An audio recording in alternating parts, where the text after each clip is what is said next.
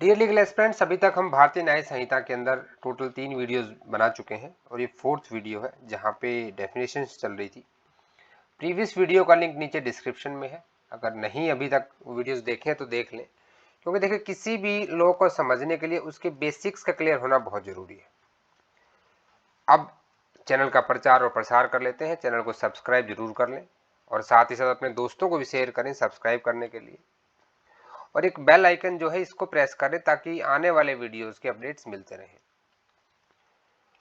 Dear legal aspirants, भारतीय न्याय संहिता 2023 अभी हर एक अधिवक्ता, स्टूडेंट, जो भी लीगल फैटर्निटी से जुड़े हैं या आमतौर पर सिटीजन, उन सबको भी अपने लॉ का पता होना चाहिए। तो ज़्यादा डिले नहीं करेंगे अपने प्रचार प्रसार में। एक स्मॉल रिकैप, अभी हमारे रिकैप को हम थोड़ा छोटा करते जाएंगे, ठीक है। एक्ट नंबर 45/2023, डेट इंपॉर्टेंट मैंने बताई थी। आपकी कौन कौन सी डेट इंपॉर्टेंट है? अरे भाई रुक जाओ। हाँ, 25 दिसंबर 2023 और 1 जुलाई 2024। Enactment, enforcement, total 358 sections, 20 chapters, nature substantive. ये तो हो गया इसका बेसिक इंट्रोडक्शन जो हमारे उसमें कर लेते हैं। ये चीजें आपको हर क्लास में आप देखेंगे तो आपको याद हो जानी है, ठीक है।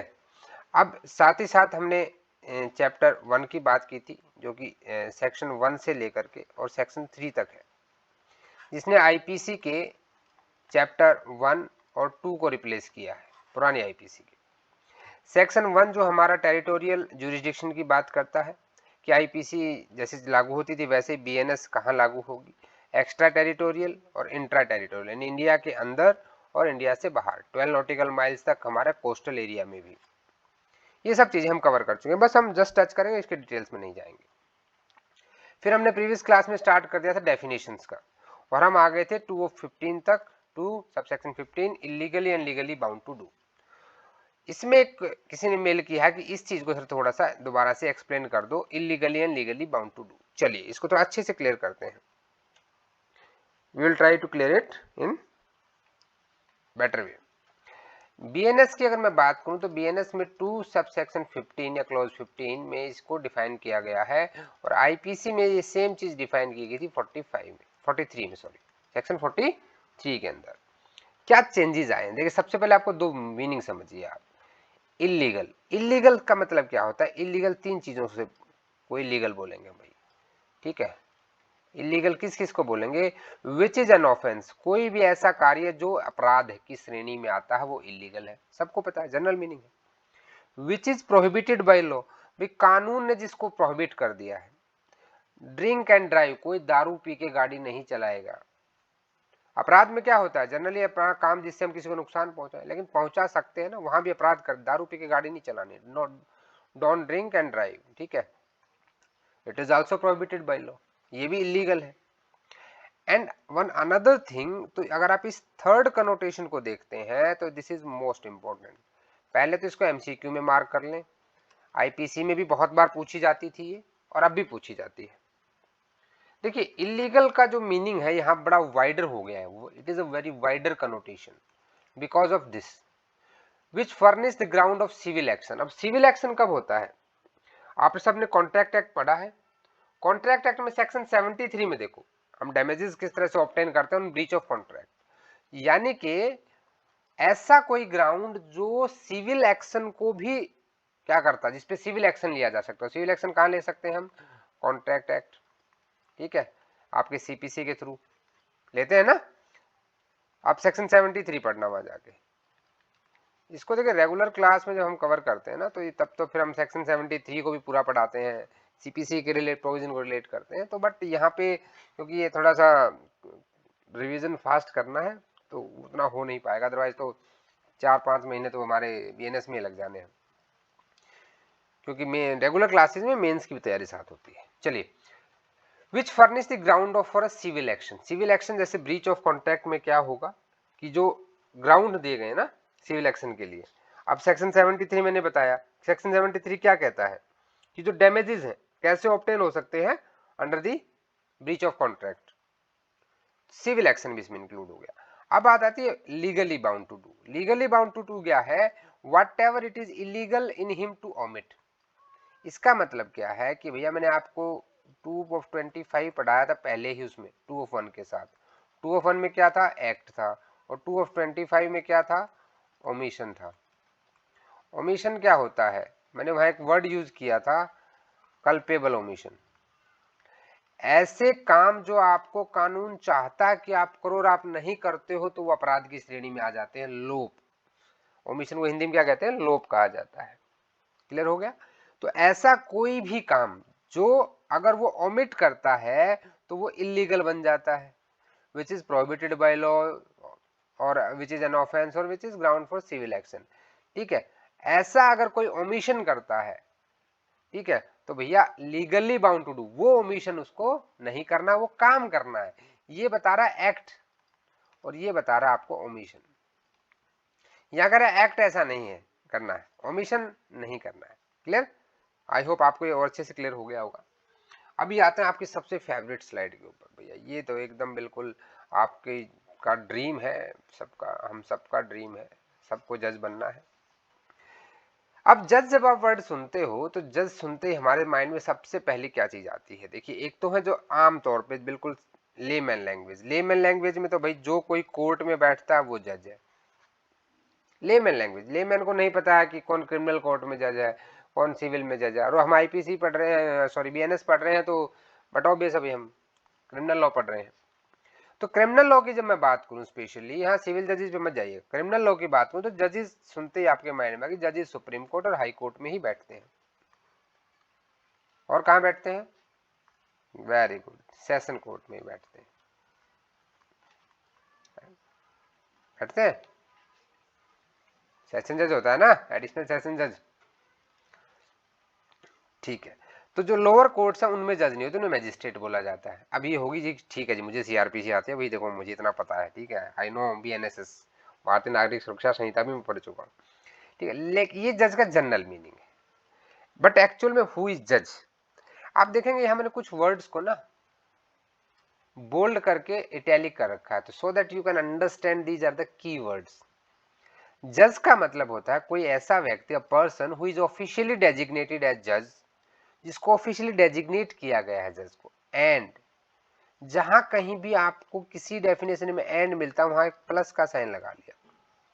इट मींस ये आपकी पहली बात होगी, भैया ऑफिशियली डेजिग्नेट होना चाहिए, पहली कंडीशन है। और दूसरी कंडीशन है कि ऐसे पर्सन को भी इंक्लूड करता है, ये जो पर्सन है ये ऑफिशियली डेजिग्नेट होना चाहिए, तो पहली कंडीशन है यही पर्सन। और इस पर्सन में बाकी चीज क्या होनी चाहिए, ये इंपावर्ड बाय लॉ होना चाहिए, who is empowered by law to give in any legal proceeding, civil और क्रिमिनल, चाहे सिविल हो या क्रिमिनल हो, अ डेफिनेटिव जजमेंट, और a judgment which if not appealed against would be definitive, और judgment which if confirmed by some other authority would be definitive. देखिए सबसे पहले हमें इंपावर्ड बाय लॉ समझते हैं। आप जब सीआरपीसी पढ़ते हैं या बीएनएसएस पढ़ते हैं तो वहां लिमिट्स दे रखी है कि कौन कितनी सजा दे सकता है, कौन कैसे कितने ऑफेंसेस सुन सकता है, ट्रायबल बाय हूं। इट मींस अगर कोई जुडिशियल मैजिस्ट्रेट सेकंड क्लास है, वो मर्डर का केस नहीं सुन सकता तो नहीं सुन सकता भाई, he is not empowered by law. समझ गए, एम्पावर्ड बाय लॉ का मतलब वो लॉ के द्वारा ऑथराइज होना चाहिए। अब आते हैं लीगल प्रोसीडिंग पे। What do understand by legal proceeding. देखिए अभी हम मैं सीआरपीसी की बात नहीं करूंगा, मैं बीएनएसएस की बात करूंगा। यहाँ पे भारतीय नागरिक सुरक्षा संहिता जो 2023 है, उसमें लीगल प्रोसीडिंग की डेफिनेशन दी गई है 2(m) में। सीआरपीसी में दी गई थी बट याद मत रखना, मुझे बता देता हूँ, 2(5) में दी गई थी। और लीगल प्रोसीडिंग का मतलब होता है जहां पे आप ऑथराइज्ड बाय लॉ है टू टेक द एविडेंस। ऐसा कोई जज, ऐसा कोई व्यक्ति जज कहलाएगा जो लॉ के द्वारा एम्पावर्ड है, ऑफिशियली डेजिग्नेट है, लॉ के द्वारा एम्पावर्ड है, और एविडेंस भी लेने के लिए ऑथराइज है। लीगल प्रोसीडिंग का मतलब हो गया। और वहां पे वो एक डेफिनेटिव जजमेंट का मतलब होता है कि जो किसी के राइट्स को डिसाइड कर सके। क्लियर, या तो उसके खिलाफ अपील ना की जाए और अपील की जाए तो वो कंफर्म हो जाए, तो ऐसे व्यक्ति को हम क्या कहेंगे, जज कहेंगे। दूसरी कंडीशन क्या है, who is one of the body of person और which body of person is empowered by law to give such judgment. अभी जो सेकंड है ये आपका एड ऑन है, एड ऑन है, ये कह रहा है बेंच ऑफ जजेस की बात। बेंच ऑफ जज, 2 बेंच, 3 बेंच, 5 बेंच, 7 बेंचेस जजेस, ठीक है ना, सुना ना आपने, हाई कोर्ट में और उसमें सुप्रीम कोर्ट में जजेस बेंचेस होती है, तो ये बेंच ऑफ जजेस को कह रहा है। अब इलस्ट्रेशन देखिए, a magistrate exercising jurisdiction in respect of a charge on which he has power to sentence to fine और इम्प्रिजनमेंट विद और विदाउट अपील इज अ जज। मैंने आपको बताया ना कि जुडिशियल मैजिस्ट्रेट सेकंड क्लास, ये हम सीआरपीसी में पढ़ चुके हैं, बीएनएसएस में फिर से पढ़ेंगे। ये बीएनएसएस और बीएनएस को अपने थोड़ा सा ना यूज टू करो वर्ड्स को। Judicial magistrate first class, CJM, assistant session जज, एडिशनल सेशन जज, सेशन जज, हाई कोर्ट और सुप्रीम कोर्ट, सबकी पावर्स है ना भाई, कौन कितनी सजा दे सकता है। तो कोई मैजिस्ट्रेट जो जूरी अपना जुरिसडिक्शन, जिसका जुरिसडिक्शन होगा, अगर किसी चार्ज की वो सुनवाई कर रहा है तो उसको सजा दे सकता है। तो भैया वहां पे वो बता सकता है कि कितना मैं फाइन लगा सकता हूँ, कितनी मैं सजा दे सकता हूँ, ठीक है। अभी जैसे सेशन कोर्ट है, सेशन कोर्ट अगर आपको किसी को डेथ पेनल्टी देता है तो it's must be confirm by the high court, ठीक है, तो वहां पे उसको जज कहा जाएगा। बड़ा इसको सिंपल कर दिया गया। आईपीसी में की अगर मैं बात करूँ इसके रिलेशन में, तो सेक्शन 19 में इसकी डेफिनेशन थी। सेक्शन 19 को जब आप पढ़ते थे तो वहां पे बहुत सारी चीजें थी। वहां जब इलस्ट्रेशन में एक तो बंगाल रेंट एक्ट का दे रखा था कलेक्टर वाला, एक आपका मद्रास कोड का दे रखा था, है ना। ये जो एग्जाम्पल है ये आईपीसी में एग्जाम्पल नंबर डी था सेक्शन 19 का, बाकी तीनों एबीसी हटा दिए गए, ओनली एक एग्जाम्पल रखा गया। यानी कि ब्रिटिश कॉलोनी, देखिए यही चीजें आपको भी एनएस और आईपीसी को में डिफर करती हैं कि जो ब्रिटिश रूल था भैया, बंगाल रेंट एक्ट का 1859 का एक्ट था, क्या करना है हमको उसका। आपका जो मद्रास कोड था उसका हमें क्या करना है, 1816 का था वो, है ना। तो ये सब चीजें यहाँ पे अब इनकी जरूरत नहीं है। चलिए नेक्स्ट में चलते हैं। सेक्शन 19 आपने पढ़ लिया। अब आते हैं, थोड़ा सा फास्ट रहेंगे, इंपॉर्टेंट डेफिनेशन में हम ज्यादा टाइम लगा रहे हैं। Life, life means the life of a human being unless contrary appears. आपने 2 के 2 में एनिमल पढ़ा, अदर देन एनिमल, है ना। आपने 2 के 6 में डेथ पढ़ी, और 2 के 17 में देखो यहाँ पे लाइफ, एक साथ मिलोगे तो जीवन मिलेगा, अदरवाइज 7 में से 1 माइनस हो जाएगा तो 6 बचेगा, तो क्या मिलेगी, डेथ मिलेगी। एक साथ रहेंगे तो भैया एक साथ रहने में जीवन है, लाइफ है, और वरना 7 में से 1 अगर कम हो गया तो 6 आ जाएंगे, 6 में डेथ हो जाएगी। याद होगी definition. Local law 2 of 18 means a law applicable only to a particular part. मैंने आपको बताया था लोकल लॉ और स्पेशल लॉ में डिफरेंस। लोकल लॉ क्या होता है कि आपका जो एक जियोग्राफिकल है, भाई हरियाणा रेंट कंट्रोल एक्ट सिर्फ हरियाणा में लागू होगा। स्पेशल लॉ पोक्सो, एक पर्टिकुलर चाइल्ड के ऊपर लागू, child marriage prohibition act, dowry prohibition act, ठीक है, मोटर व्हीकल एक्ट, ये पर्टिकुलर सब्जेक्ट के, इनको स्पेशल लॉ बोला जाता है, ठीक है। अब ज्यादा आईपीसी से कंपेयर मत करो, सिंपल डेफिनेशन से, इनको ज्यादा जरूरत नहीं है। मैन, पहले क्या होता था 2 of 19 में, मैन और वुमेन की डेफिनेशन एक साथ दे रखी थी। जब आप आईपीसी पढ़ते थे तो वहां पे मैन वुमेन की डेफिनेशन जो है एक साथ ही। अभी यहाँ पे डेफिनेशन थोड़ी सी अलग अलग कर दी है। कई सारी डेफिनेशन आपने देखी होंगी अभी तक जो इन्होंने अलग की है। आईपीसी में हम सेक्शन 10 में सब पढ़ते थे कि जी मैन वुमेन, और वहां ट्रांसजेंडर को भी हमने इंक्लूड कर दिया था 2014 केस के बाद। Man means male human being of any as. भैया देखो 18 साल की उम्र में क्या होता है, 18 साल तक हम क्या रहते हैं, ट्रिक ट्रिक नोट करो, ट्रिक ये इंपॉर्टेंट है। 18 ईयर्स तक आप रहते हैं चाइल्ड। कहाँ पढ़ा आपने, बोला जी अभी अभी तो पढ़ के आए हैं, 2-3 साल का बच्चा होता है चाइल्ड, पीछे ही डिफाइन कर दिया है। तो भैया 18 साल तक तो बच्चा था, 18 से जैसे ही मैं 19वें साल में पहुंचा, मैं क्या बन गया, मैन बन गया। हो गई याद। 2-3 साल का बच्चा, 2 के 3 में चाइल्ड डिफाइन है, जैसे 19वें साल में जाता है मैन बन जाता है, तो 2 का 19। और आपको बता दूं मैन का मतलब ये नहीं समझना है कि 18 साल से ऊपर का मैन है, ये सिर्फ ट्रिक है। मैन मीन्स अगर कोई 1 घंटे का भी बच्चा, 1 मिनट का भी पैदा हुआ, when a male human being जो हु कैन बी रिकॉग्नाइज्ड, कैसे रिकॉग्नाइज हो, पैदा होने के बाद ही तो होगा भाई। जैसे ही वो पैदा हो गया, इस धरती पर आ गया, वैसे ही जन्म होने के साथ ही of any age, age doesn't matter in definition of man. Clear. Next चलते हैं 2 of 20 month and year. Women पे भी जाएंगे। अच्छा, वुमेन की डेफिनेशन यही बता दें, कहाँ है बता देते हैं भाई। 2 of 35, 35 साल की महिला। 35 साल से नीचे तो लड़की बोला जाता है यार, ठीक है। किसी में लेडीज को बोलो कि आपकी उम्र आंटी 35 साल है तो वो एकदम आपको सैंडल उठा के मारेंगी। इट्स अ जॉक अपार्ट, ठीक है। एजुकेशन में भाई कुछ ट्रिक्स के लिए हम ऐसे करते रहते हैं। वुमेन का भी वही है, any female human being of any as is a women. Clear. फिर आते हैं 2 of 20 मंथ एंड ईयर। अब जो मंथ एंड ईयर है ये आप सेक्शन 49 आईपीसी में पढ़ते थे। अब यहाँ इंपॉर्टेंट चीज क्या है जो आपको मार्क करनी है, वो करना है ये कि कौन सा कैलेंडर यूज किया गया है। इसको डबल स्टार दे लो, ये एक एमसीक्यू क्वेश्चन बनता है। Whenever the word month or the word year is used, it is to be understood that the month or year is to be reckoned according to the Gregorian calendar। Calendars की पता है ना आपको, calendars की कहानी पता है। चलो फिर किसी दिन बात करेंगे, क्लास लेट हो जाएगी आप, ठीक है। ग्रेगोरियन कैलेंडर के अकॉर्डिंग, ये बस याद रखिएगा। और भैया 2 of 20 याद रखिएगा। अब फिर आते हैं 2 of 21। आईपीसी के 21 में पब्लिक सर्वेंट था, यहाँ 2 of 21 में मूवेबल प्रॉपर्टी है, और ये वहां पे 22 में थी। Movable property includes property of every description except the land things attached to the earth permanently fastened to anything which is attached to earth। Although the movable property की जो डेफिनेशन आप ट्रांसफर ऑफ प्रॉपर्टी एक्ट में पढ़ते हो, general clauses act में भी दी गई है, ये एग्जॉस्टिव डेफिनेशन नहीं है।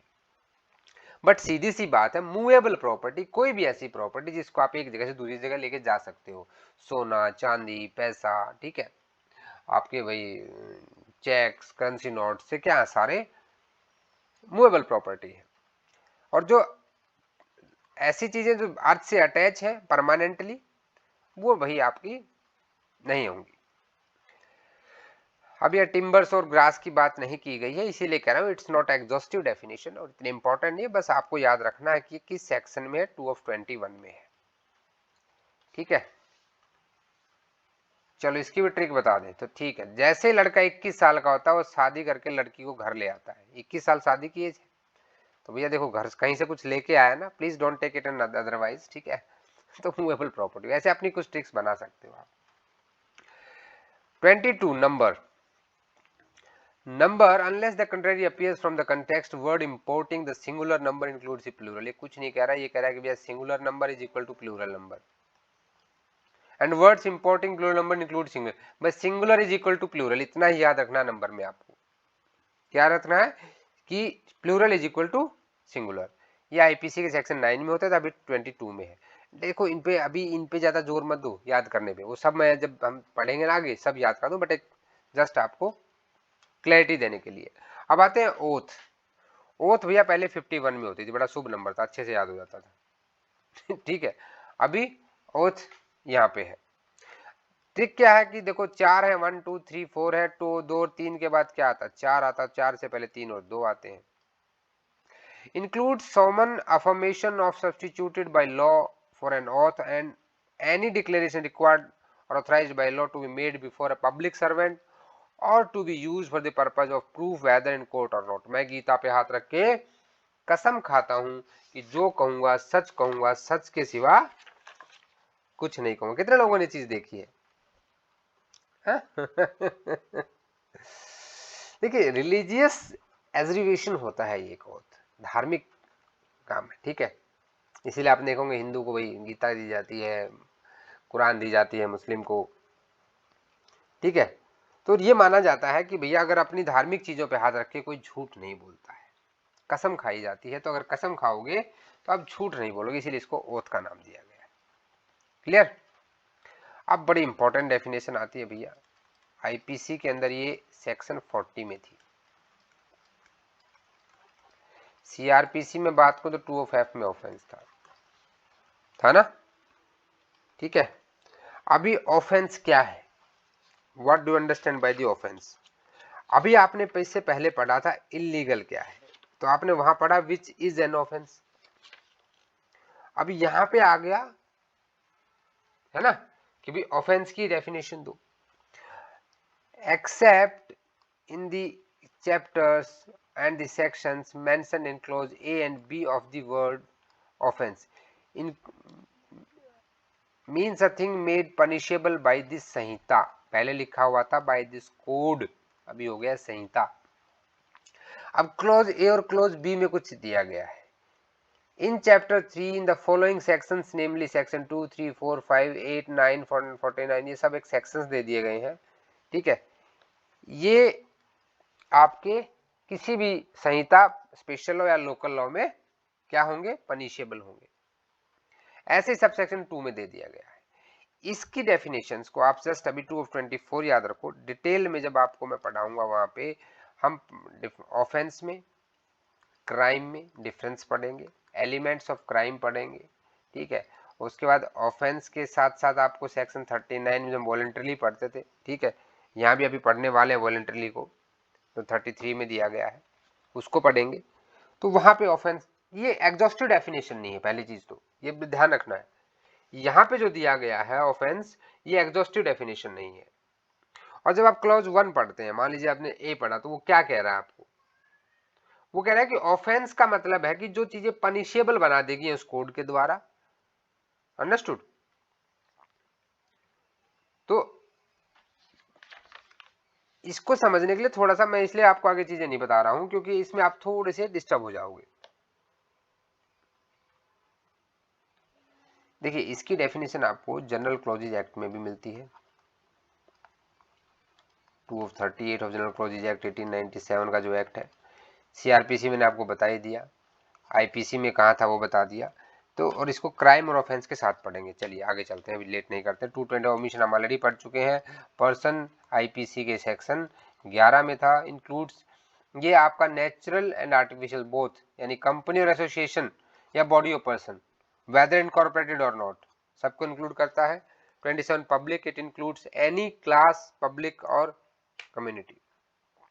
अब आते हैं पब्लिक सर्वेंट के ऊपर, 2 of 28 आईपीसी में आप पढ़ते थे 21 में। अब पब्लिक सर्वेंट में देखें तो टोटल 12 कैटेगरीज यहाँ पे दे रखी है। पहली चीज तो मैं ये बता दूं कि पब्लिक सर्वेंट को डिफाइन नहीं करता है ये, क्या डिफाइन नहीं करता, डेफिनेशन नहीं है पब्लिक सर्वेंट की। इसने पब्लिक सर्वेंट की एक लिस्ट यहाँ पे आपको दे दी है। इसने कहता है कि कोई भी कमीशन अफसर, पहली कैटेगरी आती है आर्म फोर्सेस की। देश के लिए सबसे पहले कौन चाहिए, हमें सेना चाहिए देश की भैया। जितने भी कमीशन अफसर हैं, आर्मी, नेवी, एयरफोर्स, तीनों हमारी आर्म फोर्सेज में, उनको ले लिया हमने भैया। फिर उसके बाद तो जुडिशरी का ही नंबर आना है, सारे जजेस को ले लिया। फिर कोर्ट ऑफिसर्स हो गए, जिसमें लिक्विडेटर हो गया, रिसीवर हो गया, कमिश्नर हो गया, ये सब है ना। फिर पंचायत के आ गए जो उसकी हेल्प करते हैं, आर्बिट्रेटर आ गया, समझौते जो कराता है, ठीक है। या फिर जो आपके जेल, पुलिस, कन्फाइनमेंट में रखने के लिए जो आ गए। गवर्नमेंट का कोई अफसर आ गया जिसकी ड्यूटी क्या है, ऑफेंस प्रिवेंट करना है, पुलिस। ऐसा ऑफिसर जिसकी ड्यूटी क्या है, गवर्नमेंट के वही रेवेन्यू अफसर्स आ गए, प्रॉपर्टी लेना, हाईवेज बनाना, ये सब करना, जिनका यहाँ भी वही आ गए। और आपका जो पब्लिश, मेंटेन और रिवाइज इलेक्टोरल इलेक्शन कमीशन के लोग आ गए। या फिर ये यहाँ पे के में एग्जॉस्टिव कर दिया इसने कि भैया जिसको सरकार तनख्वाह दे रही है पब्लिक सर्वेंट है। जनरल क्लॉजेज एक्ट में भी इसकी डेफिनेशन दे रखी है। तो इसके ऊपर मैं एक चार्ट दूंगा आपको नेक्स्ट क्लास में, पूरी 12 कैटेगरीज को अच्छे से डिवाइड कर रखा, आपको याद हो जाएंगे, इसमें कोई क्वेश्चन आपका नहीं बचेगा। Reason to believe, reason to believe means a person is said to have a reason to believe a thing if he has sufficient cause to believe that thing but not otherwise. Reason to believe होता है कि भैया जहां आदमी को ये कारण हो कि हाँ यार ऐसा हो सकता है, ये है। अंडरस्टूड? यही है भाई, तुमने ऐसा क्यों माना कि ये चोर है, ये उस दुकान घर से निकलकर सामान लेके भाग लिया एकदम से, तो मुझे लगता है इसने चोरी की है। It is a reason to believe. 2 of 30 special law, local law हमने बात की थी, वैसे स्पेशल लॉ है, पर्टिकुलर सब्जेक्ट पे बनता है। वैल्यूएबल सिक्योरिटी, वैल्यूएबल सिक्योरिटी में एमसीक्यू पॉइंट ऑफ व्यू से क्या इंपॉर्टेंट है, a document which is or purports to be document whereby any illegal right is created। देखिए, वैल्यूएबल सिक्योरिटी में जहां कोई लीगल राइट क्या हो, क्रिएट होता हो, एक्सटेंड होता हो, या ट्रांसफर होता हो, रिस्ट्रिक्ट होता हो, एक्सटिंग्विश होता हो, रिलीज होता हो, whereby any person acknowledges that he lies under legal liability or has not certain legal right। अब मान लीजिए मैंने आपको एक चेक दिया, उस चेक पे आपका नाम लिख दिया। आई हैव क्रिएटेड अ अथॉरिटी कि भाई अब देखो भाई आपके पास ये चेक आ गया, अब आप इसको चाहो तो वो करा सकते हो। तो यहाँ पे लीगल राइट क्या कर दिया, वो पैसे मेरे थे, मैं निकाल सकता था, I have transfer to you, I have created, ठीक है। तो इस तरह से अगर कोई भी ऐसा डॉक्यूमेंट जो किसी लीगल राइट को क्या करता है, किसी कानूनी अधिकार को बनाता हो, बढ़ाता हो, ट्रांसफर करता हो, रिस्ट्रिक्ट करता हो, खत्म करता हो या रिलीज करता हो, तो भैया वहां पे हम क्या कहेंगे कि वो वैल्यूएबल सिक्योरिटी है। ये write his name on the back of the bill of exchange as the effect of this endorsement is transfer to the right to bill to any person who may become lawful holder of it. The endorsement क्या है, वो जो endorsement की है। देखिए पहली बात तो वैल्यूएबल सिक्योरिटी का मतलब वो बिल ऑफ एक्सचेंज नहीं है, उस पर जो इंडोर्समेंट की गई है वो आपकी वैल्यूएबल सिक्योरिटी है। क्लियर। अब 232 में चलते हैं, आज खत्म कर देते हैं यहाँ डेफिनेशन, मेरे तो क्लास का टाइम ही हो जाएगा। Vessel means anything made for convenience by water of human beings और द प्रॉपर्टी। वेसल का मतलब यहाँ पे भाई खाना बनाने वाले बर्तन से नहीं है, समंदर के अंदर, नदी के अंदर, पानी पे कहीं पर भी, ये जो आपका पानी है यहाँ पे अगर आपने कुछ भी ऐसे बनाते हैं ना कुछ यार सामान, प्रॉपर्टी, ह्यूमन बींग ले जाने के लिए जो भी कुछ यूज होगा, चाहे वो जहाज हो, बोट हो, मरीन ड्राइव हो, आपकी सबमरीन हो, वो सब क्या होंगी, वेसल कहलाएंगी। अब आते हैं वॉलेंटरली, बड़ी इंपॉर्टेंट, मैं तो कहूंगा बल्कि मोस्ट इंपॉर्टेंट डेफिनेशन। कोई भी चीज, मैं हमने जब 2(1) में बात की, हमने एक्ट की, तो हमने एक्ट का एक जनरल मीनिंग पढ़ा था और एक्ट कहा था कि act must be voluntarily. The any act which is against my will is not my act. A person is said to cause an effect of voluntarily when he causes it by means where he intended to cause it by means by which at the time of employing those means he knew or had reason to believe or likely to cause it। ये कैसा घुमा रखा है ना definition में, मतलब अगर यही लॉ इसीलिए सबको समझ नहीं आता है। देखिए कोई भी एक्ट वॉलेंटरली कब होता है, तीन उसमें, उसका पहले लिख लेते हैं वॉलेंटरीली। अगर उसके पास आरटीबी है, उसके पास नॉलेज है और उसकी इंटेंशन है, इनमें से कोई भी चीज अगर उसके पास है तो भैया ये माना जाएगा कि वो एक्ट जो है उसका वॉलेंटरीली था। आरटीबी मतलब रीजन टू बिलीव, अभी तो पढ़ के आए हो, एब्रीविएशन से याद रखनी सीखो। If someone has reason to believe, someone has knowledge, knowledge क्या होती है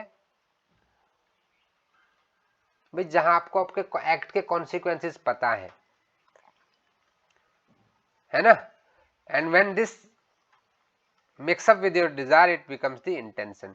we will discuss in the theory classes, जैसे इस चैप्टर के बाद ही हम पनिशमेंट वाले चैप्टर के बाद स्टार्ट करेंगे कि आपकी नॉलेज क्या होती है, इंटेंशन क्या होता है, मोटिव क्या होता है, क्राइम क्या होता है, मेंस रिया, एक्टस रियस, वो सब चीजें भी डिस्कस करेंगे।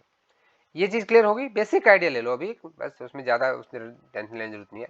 विल टेस्टामेंट्री डॉक्यूमेंट, विल क्या है आपका, इट्स अ टेस्टामेंट्री डॉक्यूमेंट। 2(34) में दिया गया है विल, आईपीसी में 31 में था, यहाँ पे क्या है आपका 2(34) में है। वुमेन आप पढ़ चुके हो, ठीक है भैया। देखो 2 से 19 साल का लड़का क्या था, मैन था, 18 से 19 होते ही, और 35 साल किसी भी वुमेन को दीदी ही कहना है, ठीक है, याद रखना, ये ऑलवेज से दीदी, ठीक याद होगी। चलिए अभी wrongful gain, wrongful loss, gaining wrongfully और लूजिंग रॉन्गफुली, ये सारी की सारी ना पहले भी डिस्कस कर चुके हैं। ये पहले एक ही साथ थी बेचारी, अब इन सबको अलग अलग कर दिया है। सेक्शन 23 जब आईपीसी का पढ़ते थे आप, तो वहां पे इन सबको एक ही सेक्शन में दे रखा था। रॉन्गफुल गेन मीन्स भाई देखो आपने गलत तरीके से अपने पास कुछ प्रॉपर्टी हासिल कर ली, कुछ भी हासिल कर लिया, जिसके लिए आप लीगली इंटाइटल नहीं थे, रॉन्गफुल गेन हो गया। जब आपने अनलॉफुल एक्ट किया तो भैया जब आपको कुछ मिला तो बेचारा जो लीगली इंटाइटल था, जिस प्रॉपर्टी जिसको होनी चाहिए थी, आपने उससे छीन ली, तो वो तो उसको तो क्या हो गया, रॉन्गफुल लॉस हो गया। Gaining wrongfully and losing wrongfully भी क्या हो गया, जब कोई व्यक्ति उसको अपने पास रखे रखता है या किसी के पास से वो चीज चली जाती है, इट्स अ कंटिन्यूटी। तो this is gaining wrongfully, losing wrongfully. आज की लास्ट डेफिनेशन 239। भाई 38 मैंने आप +1 आपको डेफिनेशंस बोली थी, अब +1 है आपकी ये 39 वाली। ये कह रहा है कि कोई भी ऐसा words expressions used but not defined in this संहिता, अगर बीएनएस भारतीय न्याय संहिता में कोई ऐसा शब्द है जो इसमें डिफाइन नहीं किया गया है but defined in IT act 2000, भारतीय नागरिक सुरक्षा संहिता सीआरपीसी जिसको रिप्लेस किया है, सीआरपीसी रिप्लेस किया जिसने, shall have the meaning respectively assigned to them in that act और संहिता। बहुत सिंपल सी एक बात कह रहा है ये कि भाई देखो, मान लो बीएनएस में कोई डेफिनेशन अवेलेबल नहीं है और वो डेफिनेशन आपको मिल जाती है भारतीय नागरिक सुरक्षा संहिता में या आईटी एक्ट 2000 में, तो 2023 लिख देते हैं। तो वहां जो मीनिंग है, जैसे कि जुडिशियल प्रोसीडिंग है ना, उसका मीनिंग आपको बीएनएस में मिल जाएगा लेकिन आईपीसी में नहीं है, तो भैया हम बीएनएस आपका भारतीय नागरिक सुरक्षा संहिता वाला मीनिंग ले लेंगे। इलेक्ट्रॉनिक रिकॉर्ड का यहाँ नहीं है डेफिनेशन, तो आईटी एक्ट से ले लेंगे। क्लियर? यहाँ आपकी सारी डेफिनेशंस खत्म हो जाती हैं।